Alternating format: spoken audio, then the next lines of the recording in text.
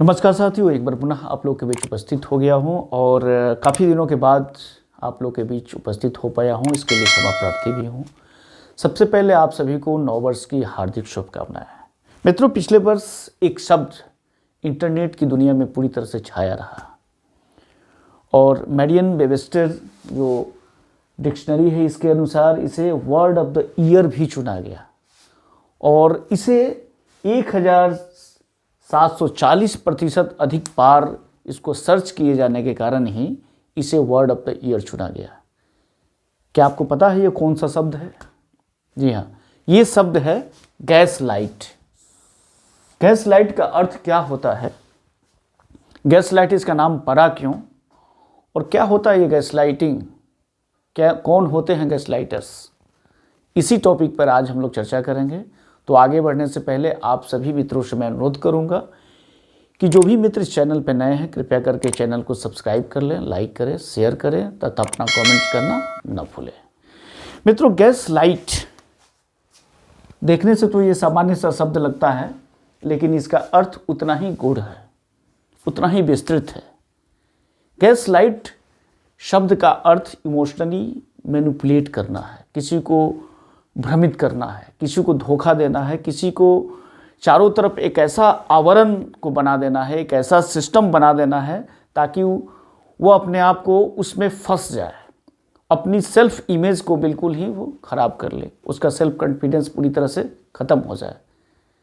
और ये gas lighting जो है ये हमारे आसपास हमारे जो अपने होते हैं, हमारे जो मित्र होते हैं, हमारे जो पार्टनर्स होते हैं, हमारे पेरेंट्स होते हैं, यही गैस लाइटर होते हैं।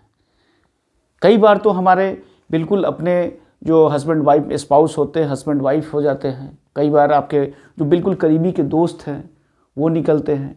कई बार आपके पेरेंट्स होते हैं और हमें पता भी नहीं चलता है, ना ही उन्हें पता चलता है कि वो गैस लाइटिंग कर रहे हैं। तो गैस लाइट शब्द आया कहाँ से, इसकी पृष्ठभूमि पर पहले हम लोग चलते हैं, फिर इसके बारे में और सारी बातें करेंगे। मित्रों, पैट्रिक हैमिल्टन नाम के एक व्यक्ति ने सबसे पहले ब्रिटेन में एक नाटक बनाया था और उस नाटक का नाम था गैस लाइट। फिर 2 सालों के बाद 1940 में इसी नाम की एक फिल्म बनी ब्रिटेन में ही, गैस लाइट, और उसके निर्देशक थे हेराल्ड डिक्सन थे और 1940 में ये फिल्म बनाई थी गैस लाइट। फिल्म का कथानक कुछ ऐसा था कि जो हीरो है और जो उसकी पत्नी है और पत्नी की जो आंटी है उसके पास बहुत सारा धन होता है। उस धन को लेने के लिए पहले तो उस आंटी की मर्डर की जाती है, उसके बाद उसकी जो इकलौती वारिस है मतलब कि उसकी पत्नी है, उसको पत्नी को इस तरीक़ा से उसके चारों तरफ आवरण बनाया जाता है कि वो अपने आप को स्वयं ही घोषित कर दे कि मैं पागल हो गई हूँ। और जो उसका पति है मतलब इस फिल्म का जो हीरो है वो इस तरह की चीज़ों को करता है कि वो एक सामान्य सा व्यक्ति भी अपने आप को पागल समझने लगे। और चूँकि जब फिल्म ब्रिटेन में बनी थी उतनी अधिक एक्लेम नहीं की गई, लेकिन इसके 4 सालों के बाद जॉर्ज कुकर नाम के एक बहुत बड़े जो हॉलीवुड के निर्देशक थे, उन्होंने इसी नाम की एक फिल्म बनाई और इसी कथानक पर फिल्म बनाई। अब चूँकि हॉलीवुड की फिल्म थी, इसका कैनवास काफ़ी बड़ा था, ये पूरी दुनिया में रिलीज भी की गई और उस साल की जो ऑस्कर अवार्ड होता है, एकेडमी अवार्ड होता है, 17वें एकेडमी अवार्ड में इस फिल्म की नामित भी की गई। और इस प्रकार यह फिल्म जो पहले ब्रिटेन तक सीमित थी अब ये पूरी दुनिया में फैल गई। पूरी दुनिया में फैलने के कारण ये हुआ कि फिल्म के बाद में चर्चाएं तो बंद हो गई, लेकिन फिल्म का जो कथानक था, जो उसका कंटेंट था, वो पूरी दुनिया में फैल गया और इस पर चर्चाएं काफ़ी ज़ोर शोर से होने लगी। ये फिल्म जगत से अब हटकर एकेडमिक जगत में चली गई, कई सारे इस पर शोध किए गए और जो ये टर्म है गैस लाइट अब ये फिल्म से हट करके एक मनोवैज्ञानिक तथ्य बन गया। तो गैस लाइट इस तरह से एक नाटक से शुरू होकर के फिल्म तक पहुंची और फिल्म के बाद ये एकेडमिक क्षेत्र में चली गई।